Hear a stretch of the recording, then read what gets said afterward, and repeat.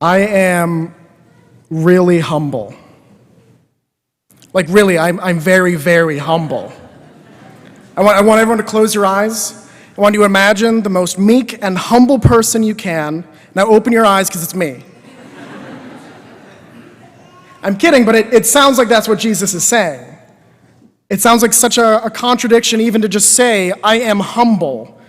Those words just sound wrong coming out of someone's mouth. And yet Jesus said them, so they must be true and they must not be a contradiction. Because when he's talking about humility, he means something different than what we tend to think of today. So I'll explain a little bit. Does anyone here keep up with all the new like superhero movies, TV shows? Show of hands. All right, a few more. The 7:30, it was kind of a dead crowd. So, but in a lot of superhero movies and media today, there's this theme that goes through called the multiverse, and even some of us who haven't watched superhero movies are kind of familiar with this idea. Essentially, every decision we make creates a new universe, and so there are all these various worlds out there in which different events happened in different ways. And we like to explore our own multiverses, whether it's through TV and movies or whether it's in our own lives. We like to think about, what if I went to a different school? What if I had a different job? What if I married a different person? What if, and all these different avenues that we can go down. My mom is here today, and I've been informed that since I'm ordained, it's my responsibility to embarrass her at every chance I get. So one of the what-ifs that I like to entertain sometimes is, what if I had been born a girl? And it turns out that if I had been born a girl, my mom would have named me Katrina. Imagine me being named Katrina, and then a couple years later, one of the worst hurricanes, most devastating hurricanes, would come around bearing my name on its face. My classmates would have had a field day with that. So that's one avenue I like glad that I didn't end up going down. And I also wouldn't be here today either, so kind of makes sense. But what's the problem with all these what-ifs? What's the problem with exploring this multiverse even within our own lives? The problem is that they're not real. None of them are real. It can be entertaining. Sometimes we can learn something from it.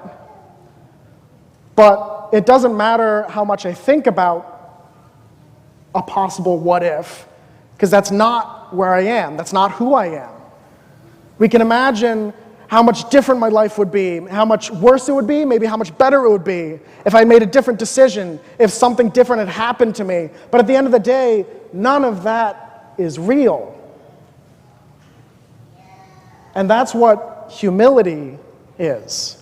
Humility is knowledge of self. For most of us, this usually entails realizing that we're not as cool as we think we are, because pride gets in the way. And so humility often involves us getting off our high horse and realizing who it is we are. But it goes in both directions. And so Jesus, when he says, I am humble, he's not saying I'm lowly and like everyone else is better than me because I'm humble and all this. No, he's saying, I know exactly who I am. And who is he? He talks about that just before. He is the one whom God the Father has given everything. He says, everything the Father has been handed on to me. I have it. And he says, no one knows the Son, no one knows me except the Father. And no one knows the Father except me. I am the only one who has actually seen God face to face, who knows him. That's what Jesus is telling us today. I am humble, I know that. Because Jesus, you'll notice in the Gospels, Jesus never deals in what-ifs. He never says, what if I was the Son of God? What if I came to save you from your sins? What if I died for you, suffered for you, and gave you myself? What if I bled for you?